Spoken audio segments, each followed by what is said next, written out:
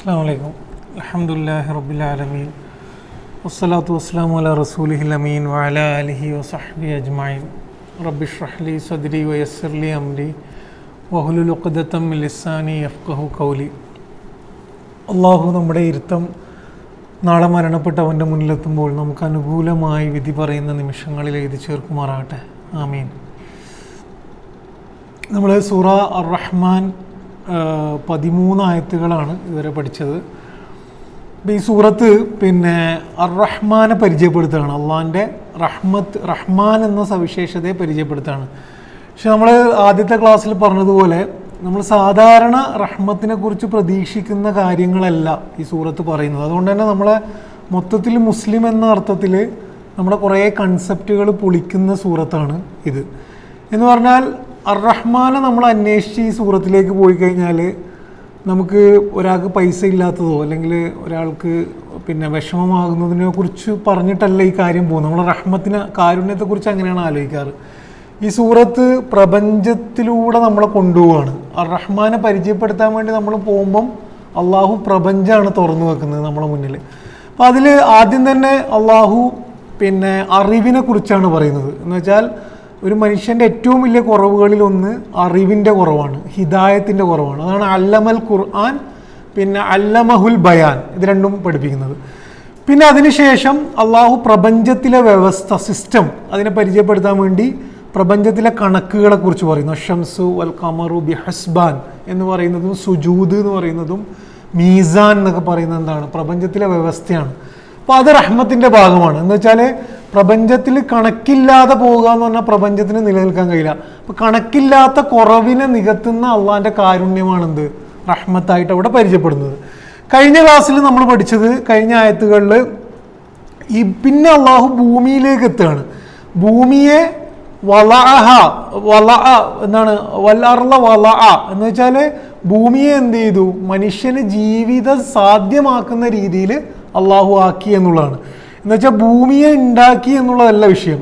ഭൂമിയെ ഉണ്ടാക്കിയിട്ട് അതിൽ സൃഷ്ടിക്കപ്പെട്ട ആൾക്കാർക്ക് അല്ലെങ്കിൽ ജീവികൾക്ക് ജീവിക്കാൻ പറ്റുന്ന രീതിയിലാണ് ഭൂമിയെ സൃഷ്ടിച്ചത്. അപ്പം അത് റഹ്മത്തിൻ്റെ മൂന്നാമത്തെ ഉദാഹരണമാണ്. എന്ന് പറഞ്ഞു കഴിഞ്ഞാൽ ഭൂമിക്ക് ജീവിതം സാധ്യമാക്കുന്നതിലുള്ള കുറവുകളെയൊക്കെ നികത്തുന്ന അള്ളാഹിൻ്റെ റഹ്മത്താണ് എന്ത്? അള്ളാഹിൻ്റെ റഹ്മത്തിൻ്റെ ഭാഗമാണ് ഭൂമിയെ അതിന് സാധ്യമാക്കി എന്നുള്ളത്. ഇനി സൂറത്തിലെ ആയത്തുകളുടെ സ്ട്രക്ചർ നമ്മൾ നോക്കിയാൽ ആദ്യം തുടങ്ങുന്നത് ഹിദായത്ത് വെച്ചുകൊണ്ടാണ്, ഖുർആൻ. പിന്നെയാണ് പറയുന്നത് എന്ത്? അള്ളാഹു സിസ്റ്റത്തെ പറഞ്ഞുകൊണ്ട് മോറൽസ്, ധാർമ്മികതയാണ് പഠിപ്പിക്കുന്നത്. എന്താണ്? അല്ലാ തത്അഉ ഫിൽ മീസാൻ, നിങ്ങൾ എന്ത് ചെയ്യരുത്? കണക്ക് അതിര് കടക്കരുത്. അപ്പോൾ ഹിദായത്ത് ആദ്യം പറഞ്ഞു, നിയമങ്ങൾ പറഞ്ഞു, അതിനുശേഷമാണ് ഭൂമിയിലെ മെറ്റീരിയൽ പദാർത്ഥ കാര്യങ്ങളിലേക്ക് വരുന്നത്. എന്ന് വെച്ചാൽ നമ്മുടെ ജീവിതത്തിന് അള്ളാഹു തരുന്ന ഒരു പ്രയോറിറ്റിയും അങ്ങനെയാണ്. എന്ന് വെച്ചാൽ ആദ്യം ഹിദായത്താണ്. ഹിദായത്ത് മനസ്സിലായതിന് ശേഷമാണ് നമുക്ക് കുറേ നിയമങ്ങളുണ്ട് എന്ന് മനസ്സിലാവുള്ളൂ. നിയമങ്ങളുടെ ഉള്ളിലാണ് നമുക്ക് കിട്ടിയ വിഭവങ്ങൾ നമ്മൾ ഉപയോഗിക്കേണ്ടത് എന്ന പാഠം എന്ത് ചെയ്യുന്നുണ്ട്? ഇത് തരുന്നുണ്ട്. ഇനി അടുത്ത ആയത്തിലേക്ക് പോയി കഴിഞ്ഞാൽ 14-ാമത്തെ ആയത്ത്, ഖലഖൽ ഇൻസാന മിൻ സ്വൽസാലിൻ കൽ ഫഖാർ. അപ്പോൾ ഖലഖൽ ഇൻസാൻ, അപ്പം 4-ാമത്തെ റഹ്മത്തിൻ്റെ ഒരു സവിശേഷതയായിട്ട് അള്ളാഹു പറയുന്നത് മനുഷ്യനെ അള്ളാഹു എന്ത് ചെയ്തു? സൃഷ്ടിച്ചു. ഖലഖ എന്ന് പറഞ്ഞ പദത്തിൻ്റെ അർത്ഥം അളന്ന് കണക്കാക്കുക എന്നുള്ളതാണ്. അളന്ന് ഒരു സാധനത്തിനെ അളന്ന് മുറിക്കുന്നതിന് ഖലഖ എന്ന് പറയും. സോഫ്റ്റ് ആക്കുന്നതിന് ഖലഖ എന്ന് പറയും, മിനുസമാക്കുന്നതിന്. എന്ന് വെച്ച് കഴിഞ്ഞാൽ സൃഷ്ടിപ്പിൻ്റെ ജനറൽ വേർഡാണ് എന്ത്? ഖലഖ എന്ന് പറയുന്നത്. സൃഷ്ടിപ്പിന് അള്ളാഹു വേറെയും പദങ്ങൾ ഖുർആനിൽ ഉപയോഗിച്ചിട്ടുണ്ട്. ഇൻഷാ അല്ലാഹ് നമുക്ക് പഠിക്കാം. പക്ഷെ ഖലഖ എന്ന് പറഞ്ഞു കഴിഞ്ഞാൽ വളരെ മെഷർ ചെയ്ത് വളരെ കണക്കാക്കി പ്രൊപ്പോർഷനായിട്ട് ഒരു സാധനത്തിന് ഉണ്ടാക്കുന്നതിന് മുന്നോടിയായിട്ടുള്ള ഒരു പണിക്കാണ് ഖലഖ എന്ന് പറയുക. അൽ ഇൻസാൻ, ഖലഖൽ ഇൻസാൻ. ഇൻസാൻ എന്ന് പറഞ്ഞത് ഖുർആനിൽ മനുഷ്യന് ഇൻസാൻ എന്ന് ഉപയോഗിച്ചിട്ടുണ്ട്, ബഷർ എന്ന് ഉപയോഗിച്ചിട്ടുണ്ട്. ബഷർ എന്ന പദം വരുന്നത് തൊലി എന്നുള്ളതാണ്. ബഷർ എന്ന് ഉപയോഗിക്കുന്ന സ്ഥലങ്ങൾ നോക്കിക്കഴിഞ്ഞാൽ മനുഷ്യൻ്റെ ഫിസിക്കൽ ആസ്പെക്റ്റ് എന്ന് വെച്ചാൽ ശാരീരികമായ സവിശേഷത പറയാനാണ് ബഷർ എന്ന് ഉപയോഗിക്കുന്നത്. എന്ന് വെച്ചാൽ നമ്മളെ ഇൻസാൻ എന്ന് പറഞ്ഞു കഴിഞ്ഞാൽ റൂഹൊക്കെ കൂടിയ നമ്മുടെ സവിശേഷതയാണെന്ത്? ഒരു പൂർണ്ണ മനുഷ്യൻ എന്ന് പറയുന്നത് ഇൻസാനാണ്. അപ്പോൾ ഇൻസാൻ എന്ന് പറഞ്ഞ പദത്തിനർത്ഥം ഒന്ന് പ്രകടമായത് എന്ന അർത്ഥമുണ്ട്. എന്ന് വെച്ചാൽ വളരെ പ്രത്യക്ഷമായത്. അത് ഉപയോഗിച്ച സ്ഥലങ്ങളൊക്കെ നോക്കിക്കഴിഞ്ഞാൽ ജിന്നിന് ഓപ്പോസിറ്റ് ആയിട്ടാണ് ഉപയോഗിച്ചിട്ടുള്ളത്. ജിന്ന് എന്ന് പറഞ്ഞാൽ വാക്കിൻ്റെ അർത്ഥം മറഞ്ഞിരിക്കുന്നത് എന്നാണ്. അതേപോലെ ഇൻസാൻ എന്നുള്ള പദത്തിനർത്ഥം ഒരു സ്ഥലത്ത് അടങ്ങി വസിക്കുന്നത് എന്ന അർത്ഥമുണ്ട്. നൊമാഡ് എന്ന് നമ്മൾ പറയില്ല ഇംഗ്ലീഷിൽ, എന്ന് വെച്ച് കഴിഞ്ഞാൽ ഒരു സ്ഥലത്ത് സ്ഥിരമായി നിൽക്കാതെ അലഞ്ഞു തിരിഞ്ഞ്, അതിൻ്റെ ഓപ്പോസിറ്റ് ആണ് എന്ത് ഇൻസാൻ എന്ന് പറഞ്ഞാൽ ഒരു സ്ഥലത്ത് അടങ്ങി വസിക്കുന്നത്. എന്ന് വെച്ചാൽ ഭൂമിയിൽ ഒരു പ്രത്യേക സ്ഥലത്ത് വസിക്കുന്ന സൃഷ്ടികളാണ് ആര് ഇൻസാൻ എന്ന് പറയുന്നത്. അപ്പൊ അള്ളാഹു എന്ത് ചെയ്തു? ഖലഖൽ ഇൻസാൻ മിൻ സ്വൽസാലിൻ കൽ ഫഖാർ. അപ്പൊ ഇവിടെ അള്ളാഹു സൃഷ്ടിച്ചു എന്നതിനെയല്ല ഫോക്കസ് ചെയ്യുന്നത്, എന്തിനെ കൊണ്ട് സൃഷ്ടിച്ചു എന്നതിനെയാണ് ഫോക്കസ് ചെയ്യുന്നത്. എന്തിനെ കൊണ്ടാണ് മനുഷ്യനെ സൃഷ്ടിച്ചത്?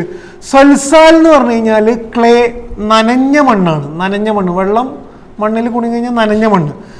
അതേമാതിരി തന്നെ നനഞ്ഞ മണ്ണ് ഉണങ്ങിയാൽ ഒരു സംഭവമാവുമല്ലോ, എന്ന് വെച്ചാൽ അതുകൊണ്ടാണ് ഇവിടെ മുട്ടിയാൽ ശബ്ദമുണ്ടാകുന്നതെന്ന് പറയുന്നത്. അപ്പോൾ ഉണങ്ങിയിട്ട് നമ്മൾ പിന്നെ കളിമണ്ണിനെ നനഞ്ഞിട്ട് ഉണക്കി കഴിഞ്ഞാൽ അത് മുട്ടിയാൽ ശബ്ദം ഉണ്ടാകും. അതിൽ നിന്നാണ് എന്ത് ചെയ്യുന്നത്? ഫഖാർ എന്ന് പറഞ്ഞാൽ കലം എന്ന് വെച്ചാൽ മൺകലത്തിനാണ് ഫഖാർ എന്ന് പറയുക. കൽ ഫഖാർ എന്ന് പറഞ്ഞാൽ മൺകലം പോലത്തെ ഉണങ്ങിയ മണ്ണിൽ നിന്നാണ് ആരുണ്ടാക്കിയത്? മനുഷ്യനുണ്ടാക്കിയത്. അപ്പം ഇൻഷാ അല്ലാഹ് ഞാൻ അതിൻ്റെ വിശദീകരണത്തിലേക്ക് പോകുമ്പോൾ നമുക്ക് ക്ലിയർ ആവും. കാരണം പെട്ടെന്ന് ആലോചിക്കുമ്പോൾ നമ്മൾ മണ്ണിൽ നിന്നല്ലോ ഉണ്ടാക്കുന്നത് എന്നുള്ളതൊരു വിഷയമാണ്. 15-ാമത്തെ ആയത്തിൽ വഖലഖൽ ജാന്ന. അപ്പം അള്ളാഹു മനുഷ്യനെ സൃഷ്ടിച്ചു എന്ന് പറഞ്ഞു. അപ്പൊ നമ്മളിപ്പോ ഭൂമിയിലാണുള്ളത്. കാരണം കഴിഞ്ഞ ആയത്തിൽ അള്ളാഹ് പറഞ്ഞ എന്താണ്? വൽ അർള വളഅ എന്ന് വെച്ചാൽ അർളിനെ കുറിച്ച്, ഭൂമിയെ പറഞ്ഞിട്ട് ഭൂമിയിൽ വസിക്കുന്ന ഒന്നാമത്തെ ആൾക്കാരെ കുറിച്ച് പറഞ്ഞു. എന്ത്? മനുഷ്യൻ. രണ്ടാമത്തെ അള്ളാന്റെ സൃഷ്ടിയാണ് ജിന്നുകൾ. ജിന്ന്, ഇപ്പൊ ജിന്ന് എന്നുള്ള പദത്തിന്റെ അർത്ഥം മറഞ്ഞിരിക്കുക. വഖലഖൽ ജാന്ന മിൻ മാരിജിൻ മിൻ നാർ. നാർ എന്ന് പറഞ്ഞാൽ നമുക്കറിയാം തീ. മാരിജ് എന്ന് പറഞ്ഞു കഴിഞ്ഞാൽ പുകയില്ലാത്ത എന്നാണ് അർത്ഥം. പുകയില്ലാത്ത തീയിൽ നിന്നാണ് ജിന്നിനെ ഉണ്ടാക്കിയത്. അപ്പൊ ഈ ജിന്ന് എന്ന് പറയുമ്പോൾ തന്നെ നമ്മൾ പരിചിതമായിട്ടുള്ളൊരു സമൂഹത്തിൽ ധാരാളം തെറ്റിദ്ധാരണകൾ ഉണ്ടാക്കിയ ഒരു വിഷയമാണ് യഥാർത്ഥത്തിൽ ജിന്ന് എന്ന് പറയുന്നത്. ജിന്ന് എന്ന് പറയുമ്പോൾ തന്നെ നമുക്ക് കുറേ സാധനങ്ങൾ വരും. ഒരാളിങ്ങനെ വല്ലാണ്ട് ജിന്ന് കൂടി പിന്നെ മന്ത്രിച്ചു അങ്ങനെ കുറേ സാധനത്തിലേക്ക് നമ്മൾ പോകും.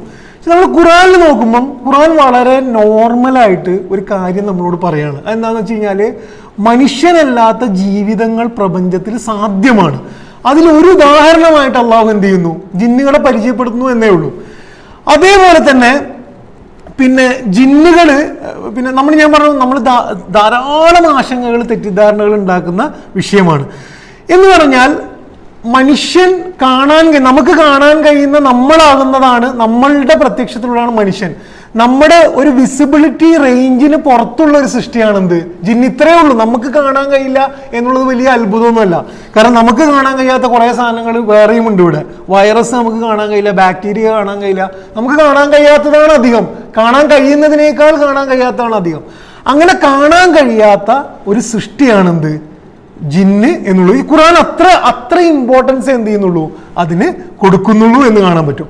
ഖുർആനിലെ സൂറ നഹ്ൽ അള്ളാഹു പറയുന്നുണ്ട് വയഖ്ലുഖു മാ ലാ തഅലമൂൻ എന്ന് പറയുന്നുണ്ട്. എന്ന് വെച്ച് കഴിഞ്ഞാൽ നിങ്ങൾക്ക് അറിയാത്ത ഞാൻ പലതും എന്ത് ചെയ്തിട്ടുണ്ട്? സൃഷ്ടിച്ചിട്ടുണ്ട്. അപ്പൊ പലതും എന്നതിൽ ഒരു ഉദാഹരണമാണെന്ത്? ജിന്ന് എന്ന് പറയുന്നത്. അതേപോലെ തന്നെ ജിന്നിനെ സൃഷ്ടിച്ചത് മാരിജിൻ മിൻ നാർ എന്ന് ഇവിടെ പറഞ്ഞതുപോലെ തന്നെ നാരി സമൂം എന്ന് ഖുർആൻ ഉപയോഗിക്കുന്നുണ്ട്. നാരി സമൂം എന്ന് പറഞ്ഞാൽ ഭയങ്കര ഉഷ്ണമുള്ള ജിന്ന്.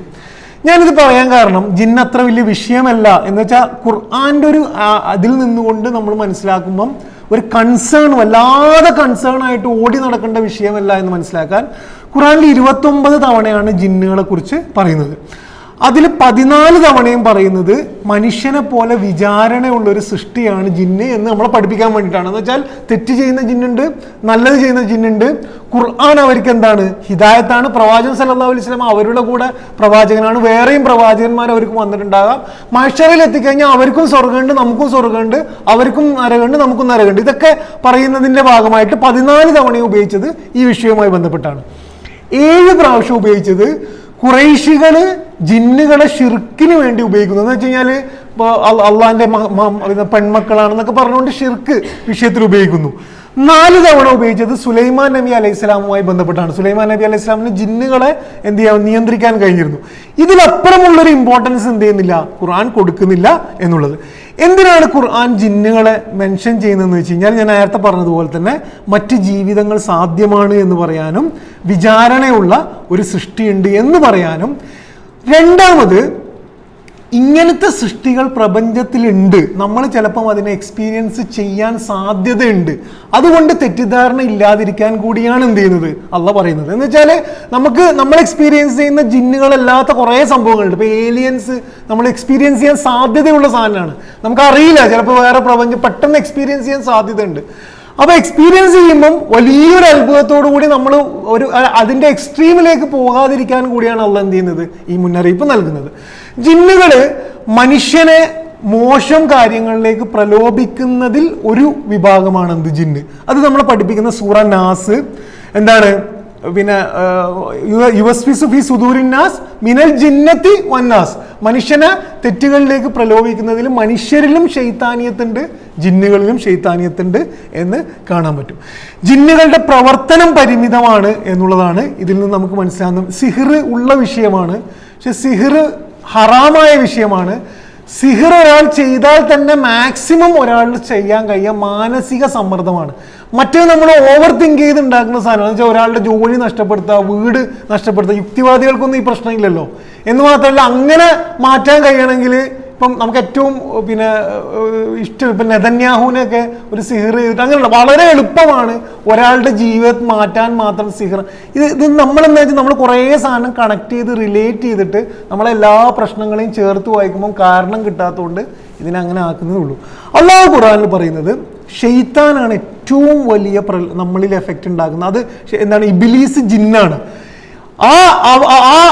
ഷെയ്ത്താനെ ഏറ്റവും കൂടുതൽ നമ്മളിൽ സ്വാധീനം ചെയ്യാൻ കഴിയുന്നത് ഒന്ന് പ്രലോഭനമാണ്, മനസ്സുമായി ബന്ധപ്പെട്ടാണ്. ഖുർആൻ തന്നെ എന്ത് ചെയ്യുന്നുണ്ട്, അതിൻ്റെ സൊല്യൂഷൻ പറയുന്നുണ്ട്. എന്താണ് സൊല്യൂഷൻ? ഒന്ന്, ഇഖ്ലാസ് ഉള്ള വിശ്വാസികളെ എന്ത് ചെയ്യൂല, അതൊരു പരിധിയിലപ്പുറം സ്വാധീനിക്കൂല. ഒന്ന്. രണ്ട്, അത് ബാധിച്ചാൽ തന്നെ നമ്മൾ ഡിപ്പെൻഡ് ചെയ്യേണ്ട ആരെയാണ്, അള്ളാനെയാണ്, തവക്കുൽ ചെയ്യാണ് വേണ്ടത് എന്നുള്ളതാണ്. അപ്പൊ ഇത്രയും കാര്യമാണ് ഇതിൽ പറയുന്നത്. നിങ്ങൾക്ക് കൂടുതൽ അറിയണമെങ്കിൽ സൂറ ജിന്നിന്റെ തുടക്കത്തിലെ ക്ലാസ് അതിൽ ഞാൻ കുറച്ചും കൂടി പറഞ്ഞിട്ടുണ്ട്, അത് വേണമെങ്കിൽ അത് റെഫർ ചെയ്യാം. 16-ാമത്തെ ആയത്തില് ഫബിഅയ്യി ആലാഇ റബ്ബികുമാ തുകദ്ദിബാൻ. അപ്പൊ നമ്മൾ കഴിഞ്ഞ ക്ലാസ്സിൽ പറഞ്ഞിരുന്നു, അള്ളാഹു അവന്റെ പ്രപഞ്ചത്തിലെ ഓരോ അത്ഭുതങ്ങളെ മുന്നിൽ വെച്ചുകൊണ്ട് നമ്മളോട് ചോദ്യം ചോദിക്കുകയാണ്. ഫബിഅയ്യി ആലാഇ റബ്ബികുമാ തുകദ്ദിബാൻ. അപ്പൊ നിങ്ങൾ ഇരു വിഭാഗത്തിന്റെയും രക്ഷിതാവ് ചെയ്ത ഏത് അനുഗ്രഹങ്ങളെയാണ് നിങ്ങൾക്ക് നിഷേധിക്കാൻ കഴിയുന്നത് എന്ന് അള്ളാഹു ചോദിക്കുകയാണ്. എന്താണ് ഈ ആയത്തിന്റെ ചുരുക്കം? ആയത്തിന്റെ ചുരുക്കം, ഒന്ന്, മനുഷ്യരുടെയും ജിന്നുകളെയും സൃഷ്ടിച്ചത് ഭൂമിയിലെ പദാർത്ഥങ്ങൾ വെച്ചുകൊണ്ടാണ് എന്നുള്ളതാണ് ആയത്ത് ഫോക്കസ് ചെയ്യുന്നത്. കഴിഞ്ഞ ആയത്തിൽ അള്ളാഹു ഭൂമിയെ കുറിച്ച് പറഞ്ഞു, അതേ ഭൂമിയിലെ മെറ്റീരിയൽ കോമ്പണൻസ് ഉപയോഗിച്ചുകൊണ്ടാണ്, എലമെന്റ്സ് ഉപയോഗിച്ചുകൊണ്ടാണ് എന്ത് ചെയ്തത്, മനുഷ്യനെയും ജിന്നുകളെയും സൃഷ്ടിച്ചത്. രണ്ടാമത്, ഈ ഖുർആൻ പറയുന്നത് റഹ്മത്തിന്റെ 4-ാമത്തെ ഉദാഹരണമാണിത്. എന്താണ്? ചിന്താ സ്വാതന്ത്ര്യമുള്ള ഒരു സൃഷ്ടിയെ അള്ളാഹു എന്ത് ചെയ്തു, ഭൂമിയിലെ അതേ പദാർത്ഥങ്ങൾ വെച്ചുകൊണ്ട്, അത്ഭുതമാണ്, നമുക്ക് ചിന്തിച്ചാൽ അതിനപ്പുറമുള്ള അത്ഭുതമാണ്. ചിന്തയും സ്വാതന്ത്ര്യവുമുള്ള ഒരു സൃഷ്ടിയെ മണ്ണും വെള്ളവും ആകുന്ന ഭൂമിയിലെ പദാർത്ഥം കൊണ്ട് അള്ളാഹു എന്ത് ചെയ്തു, സൃഷ്ടിച്ചു എന്നുള്ളതാണ്. ഇനി ഈ ആയത്തിന്റെ ഒരു ഘടന ഞാൻ നേരത്തെ പറഞ്ഞ പോലെ, ആയത്തിന്റെ ഘടന പറയുമ്പോൾ ഞാൻ നേരത്തെ പറഞ്ഞതുപോലെ തന്നെ ഹിദായത്ത് പറഞ്ഞു അള്ളാഹു, നമ്മുടെ ധാർമ്മിക നിയമങ്ങൾ പറഞ്ഞു, ഭൂമിയിലെ പദാർത്ഥങ്ങൾ പറഞ്ഞു, സൃഷ്ടിപ്പിന്റെ ഭൗതിക വശങ്ങൾ അള്ളാഹു പറയുന്നു എന്ന് കാണാൻ കഴിയും. സൂറ ഹഷറിൽ ഇതേ പാറ്റേൺ നമുക്ക് കാണാൻ പറ്റും. സൂറ ഹഷറിന്റെ അവസാനം നമുക്ക് ഓർമ്മ ഉണ്ടെങ്കിൽ 16 അള്ളാഹിന്റെ പേരുകൾ പറയുന്നുണ്ട്, നമ്മൾ ഓർമ്മയുണ്ട്. ഹുവല്ലാഹുല്ലദീ ലാ ഇലാഹ ഇല്ലാ ഹു എന്ന് പറഞ്ഞിട്ട്. അതിൽ നിങ്ങൾ പാറ്റേൺ നിങ്ങൾ ശ്രദ്ധിച്ചു നോക്കുക, ഇതേ സൂറ റഹ്മാന്റെ അതേ പാറ്റേൺ ആണ്. എന്താണ് അള്ളാഹു അതിൽ പറയുന്നത്? ഹുവല്ലാഹുല്ലദീ ലാ ഇലാഹ ഇല്ലാ ഹു ആലിമുൽ ഗൈബി വശഹാദ. ഫസ്റ്റ് ക്യാരക്ടർ എന്താണ്? ഇൽമാണ്. ഇവിടെ എന്താണ് ഫസ്റ്റ് ക്യാരക്ടർ? അല്ലമൽ ഖുർആൻ, ഇൽമാണ്. ഇനി എന്താണ് അള്ളാഹു പറയുന്നത്? ഹുവർ റഹ്മാനു റഹീം, അർ റഹ്മാൻ ആണ്. അപ്പൊ ഇൽമ് അർ റഹ്മാൻ. രണ്ടാമത്തെ ആയത്ത് എന്താണ്? ഹുവല്ലാഹുല്ലദീ ലാ ഇലാഹ ഇല്ലാ ഹുവൽ മലിക്കുൽ ഖുദ്ദൂസുസ് സലാമുൽ മുഅ്മിനുൽ മുഹൈമിനുൽ അസീസുൽ ജബ്ബാറുൽ മുതകബ്ബിർ. ഇതെല്ലാം അള്ളാഹു പ്രപഞ്ചത്തെ നിയന്ത്രിക്കുന്ന അള്ളാന്റെ ക്യാരക്ടറാണ്. ഇവിടെ പറഞ്ഞ അശ്ശംസു വൽ ഖമറു ബിഹുസ്ബാൻ അൻ നജ്മു വശജറു യസ്ജുദാൻ. അപ്പൊ സെയിം ആണ്. മൂന്നാമത് അള്ളാഹു ഇവിടെ എന്താ പറയുന്നത്? ഹുവല്ലാഹുൽ ഖാലിഖുൽ ബാരിഉൽ മുസവ്വിർ. എന്താണ്? സൃഷ്ടിപ്പിനെ കുറിച്ചാണ് പറയുന്നത്. ഇൽമ്, റഹ്മത്ത്, അള്ളാന്റെ മുൽക്കിയത്ത്, നിയന്ത്രണം, അതിനുശേഷം പറയുന്നത് സൃഷ്ടിപ്പാണ്. അതേ ഘടനയാണ് ഇവിടെ ഉപയോഗിച്ചിട്ടുള്ളത്.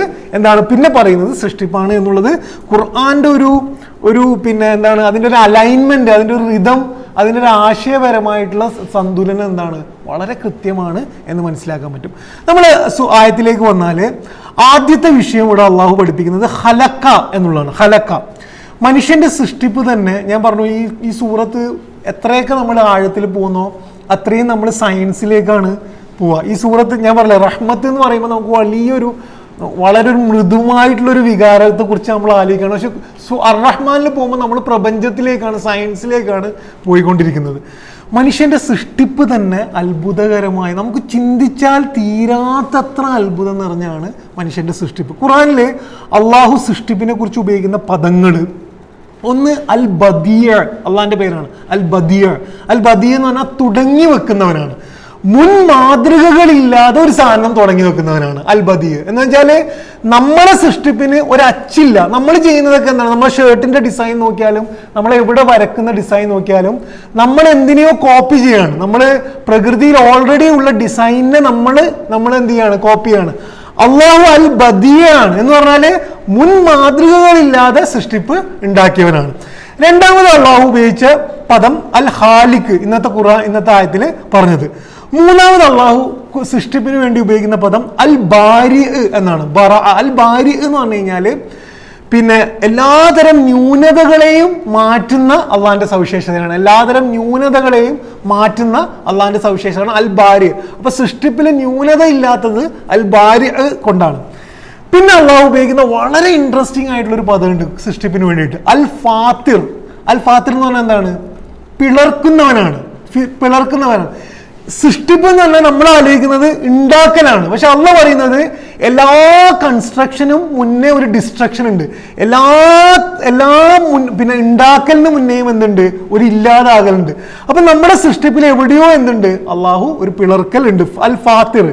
പിന്നെ അള്ളാഹു ഉപയോഗിക്കുന്ന പദമാണ് അൽ മുസവ്വിർ. മുസവ്വിർ എന്ന് പറഞ്ഞാൽ എന്താണ്? രൂപം നൽകുന്നവനാണ്.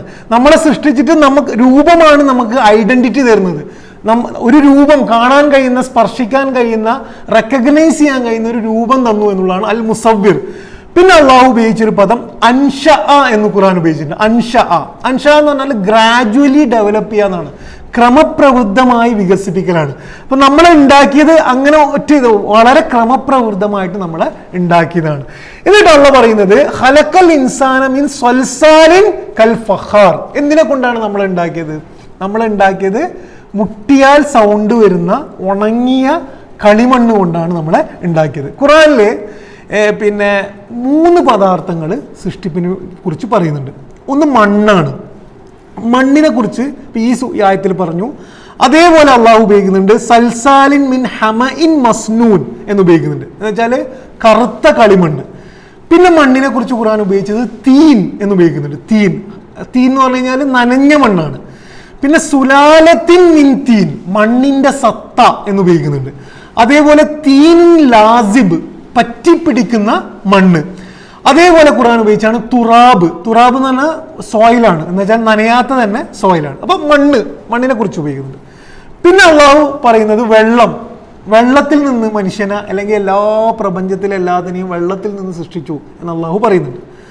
മൂന്നാമത് നമുക്ക് കുറച്ചുകൂടെ പരിചിതമായിട്ടുള്ളൊരു വെള്ളമുണ്ട്. അതെന്താണ്? ബീജമാണ്. മനുഷ്യന്റെ പുരുഷ ബീജമാണ്.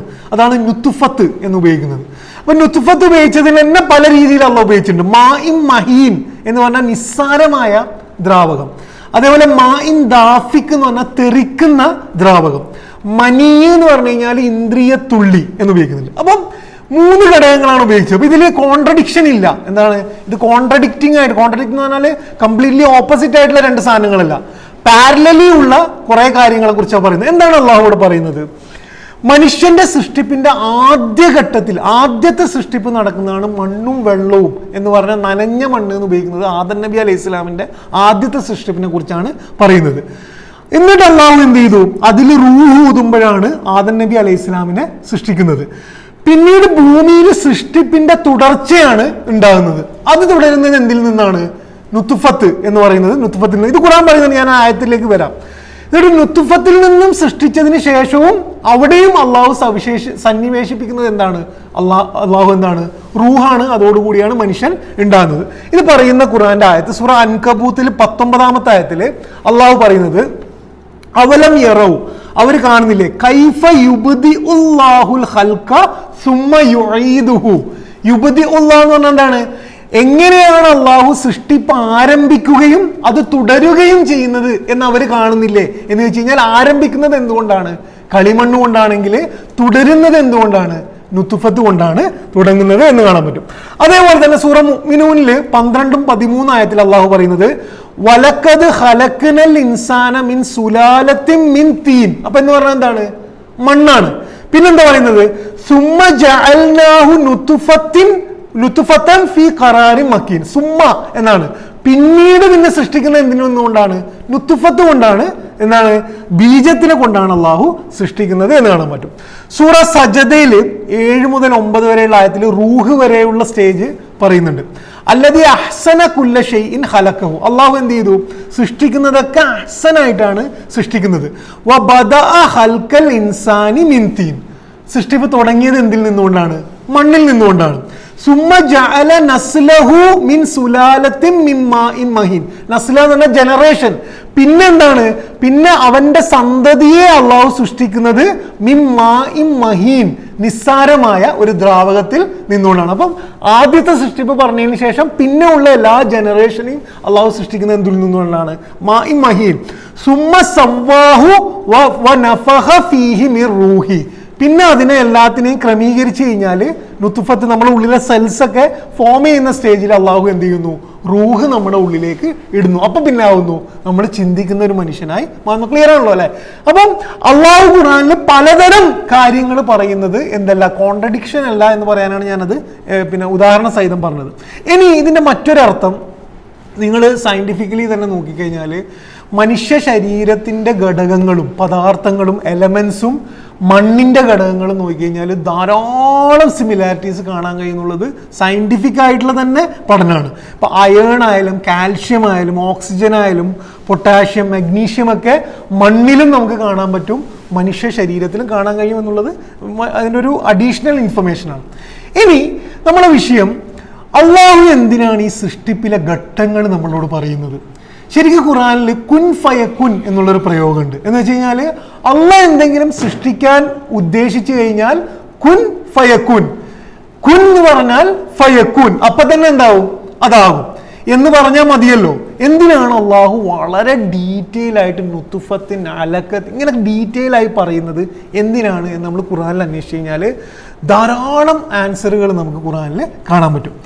അതിലൊന്ന്, അള്ളാഹിന്റെ സൃഷ്ടിപ്പിന്റെ മഹത്വം അറിയിക്കാനാണ്. എന്ന് വെച്ചാൽ എത്രത്തോളം കോംപ്ലിക്കേറ്റഡ് ആയിട്ടുള്ള ഒരു സൃഷ്ടിപ്പാണ് നമ്മളേത് എന്ന് നമ്മളെ അറിയിക്കാൻ വേണ്ടിയിട്ടാണ് അള്ളാഹു ഈ ഘട്ടങ്ങൾ പറയുന്നത്.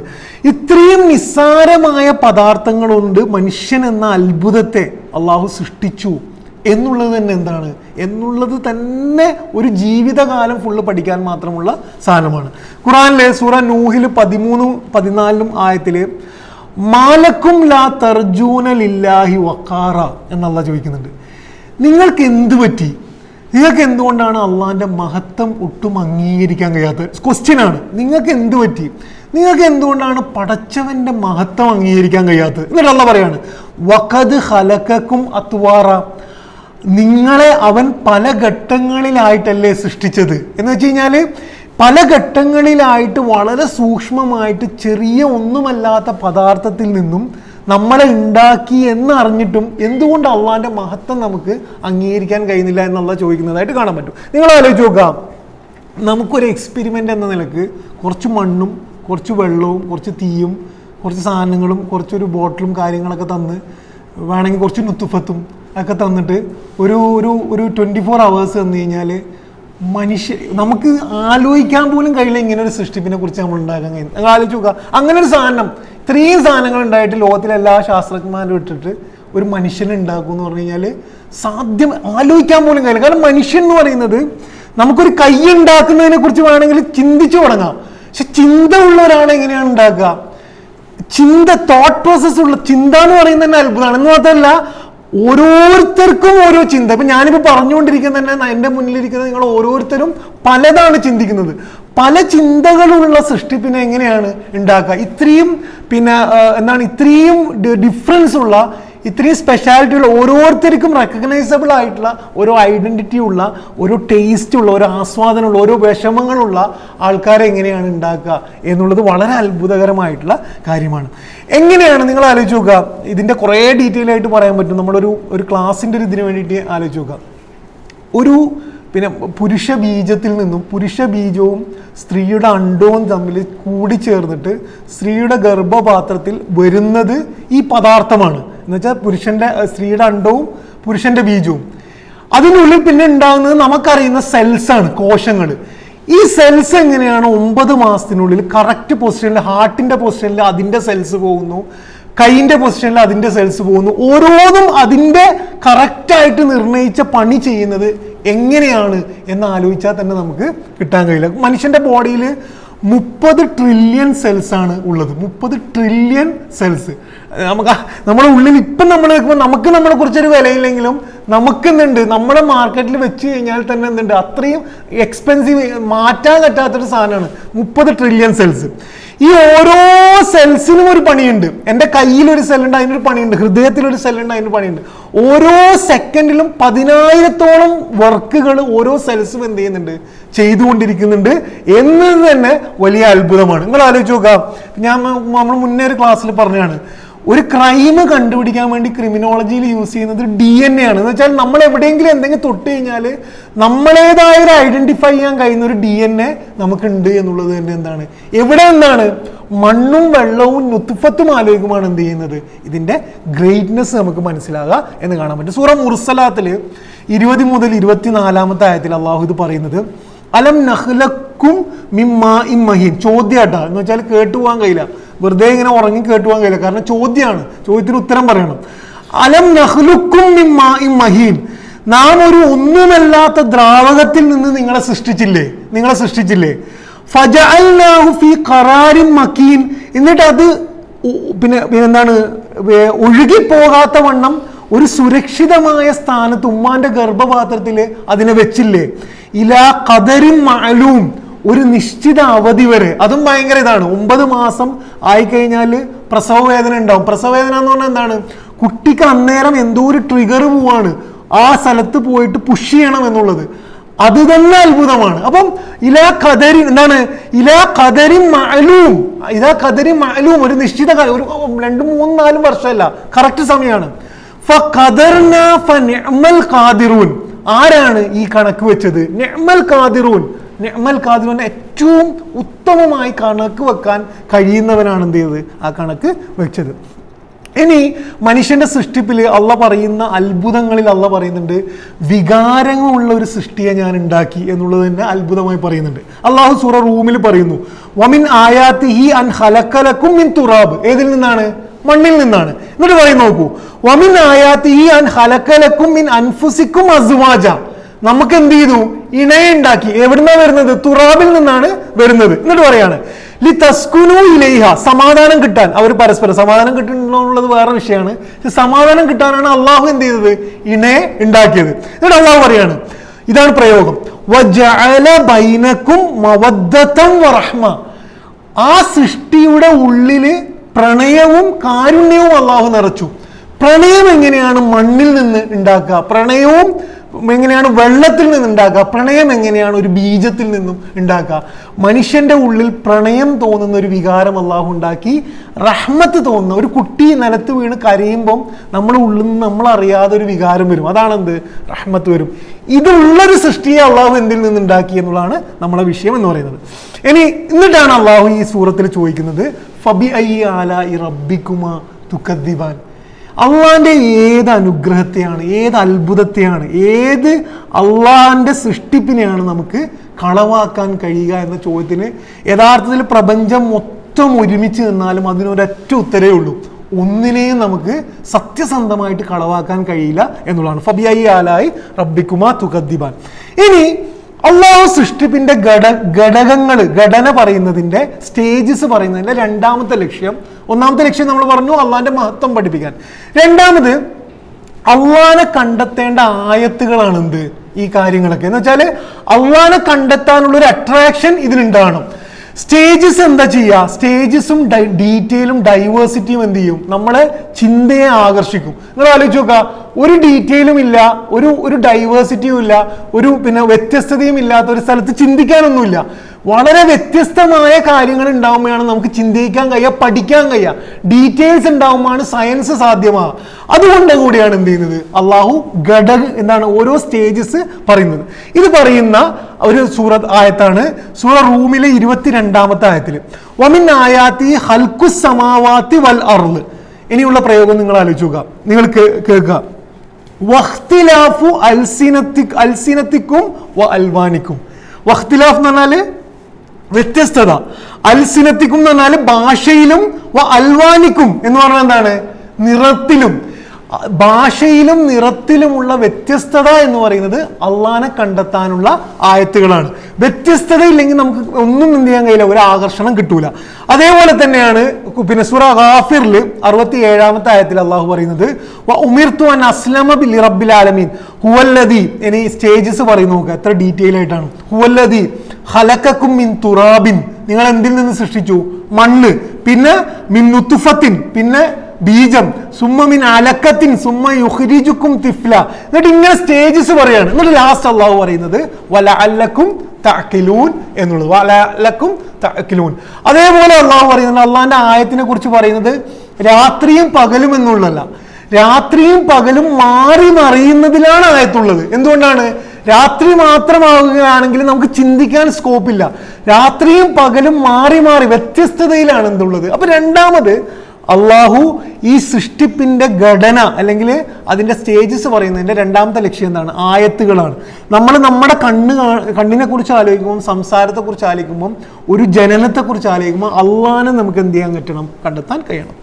മൂന്നാമത് അള്ളാഹു എന്തിനാണ് ഈ സൃഷ്ടിപ്പിന്റെ സ്റ്റേജസ് പറയുന്നതെന്ന് വെച്ച് കഴിഞ്ഞാൽ നമ്മുടെ നിസ്സാരത കാണിക്കാനാണ്. നമ്മുടെ നിസ്സാരത കാണിക്കാനാണ്, നമ്മളൊന്നുമല്ല എന്ന് കാണിക്കാനാണ്. ഇത് പറയുന്ന നമുക്ക് അറിയാവുന്ന സൂറത്താണ് സൂറ ഇൻസാനിലെ തുടക്കത്തിൽ ഈ പ്രയോഗങ്ങൾ ഒറ്റയ്ക്ക് ഇരുന്നുകൊണ്ട് ഒരു ദിവസം ഈ ആയത്ത് മാത്രം ഓതിയിട്ട് ഒന്ന് ആലോചിച്ച് നോക്കുക. ഹൽ അതാ അലൽ ഇൻസാനി ഹീനും മിനദ്ദഹ്രി ലം യകുൻ ഷൈഅൻ മദ്കൂറ. പറയത്തക്ക ഒന്നുമല്ലാത്ത ഒരു ഘട്ടം മനുഷ്യന് കഴിഞ്ഞു പോയിട്ടില്ലയോ എന്നാണ്. എന്ന് പറഞ്ഞു കഴിഞ്ഞാൽ നമ്മളിവിടെ ഭയങ്കര സംഭവമായിട്ട് ഇരുന്നിട്ട് അള്ള ഇല്ല, ദൈവമില്ല, ദൈവത്തിന്റെ പ്രൂഫ് കൊണ്ടുവരും എന്നൊക്കെ പറഞ്ഞിട്ട് അള്ള ചോദിക്കുകയാണ്. ഒന്നുമല്ലാതിരുന്ന ഈ ഭൂമിയിൽ തന്നെ ഇല്ല, കുറച്ച് എത്രയോ വർഷങ്ങൾ ബാക്ക് റിവൈൻഡ് അടിച്ചു കഴിഞ്ഞാൽ ഒന്നും നമ്മൾ തന്നെ ഇല്ലാത്ത ഷൈഅൻ മദ്കൂറ, പറയാൻ മാത്രം ഒന്നുമല്ലാത്ത ഒരു ഘട്ടം മനുഷ്യന് കഴിഞ്ഞു പോയിട്ടില്ലയോ എന്നുള്ള ചോദിക്കുന്നത് എന്തിനാണ്? സൃഷ്ടിപ്പിന്റെ ഘട്ടം അല്ല എന്തിനാണ് പഠിപ്പിക്കുന്നത്? നമ്മുടെ നിസ്സാരത തിരിച്ചറിയുമ്പോഴേ ദൈവത്തെ കണ്ടെത്തി തുടങ്ങുള്ളൂ. നമ്മളെല്ലാമാണ് എന്ന് നമ്മൾ ചിന്തിച്ചുകൊണ്ടിരുന്ന ഒരിക്കലും നമുക്ക് അള്ളാനെ കണ്ടെത്താൻ കഴിയില്ല. നിസ്സാരത അറിയുന്നിടത്താണ് ദൈവത്തെ കണ്ടെത്തുന്നത്. അള്ളാഹ് പറയാണ് ഇന്ന ഖലഖ്നൽ ഇൻസാന മിൻ നുത്ഫത്തിൻ അംഷാജ്. അപ്പം ഷൈഇൻ മദ്കൂർ എന്ന് വെച്ചാൽ ഒന്നുമല്ലാത്തൊരു സ്റ്റേജിൽ മനുഷ്യന് കടന്നു പോയിട്ടില്ലയോ എന്ന് പറഞ്ഞതിന് ശേഷം അള്ളാഹ് പറയുന്നത് ഇന്ന ഖലഖ്നൽ ഇൻസാന മിൻ നുത്ഫത്തിൻ, അവനെ ഞാൻ എന്ത് ചെയ്തു? ഒരു ബീജത്തിൽ നിന്നും അള്ളാഹു എന്ത് ചെയ്തു? ഉണ്ടാക്കി. നബ്തലീഹ്, പരീക്ഷിക്കാൻ വേണ്ടി എന്ന് പറയുന്നത്. അപ്പം ഇത് എന്തിനാണ് അള്ളാഹു പിന്നെ സൃഷ്ടിപ്പിന്റെ സ്റ്റേജസ് പറയുന്നത് എന്നതിന്റെ മൂന്നാമത്തെ കാരണം നമ്മുടെ നിസ്സാരത അറിയാണ്.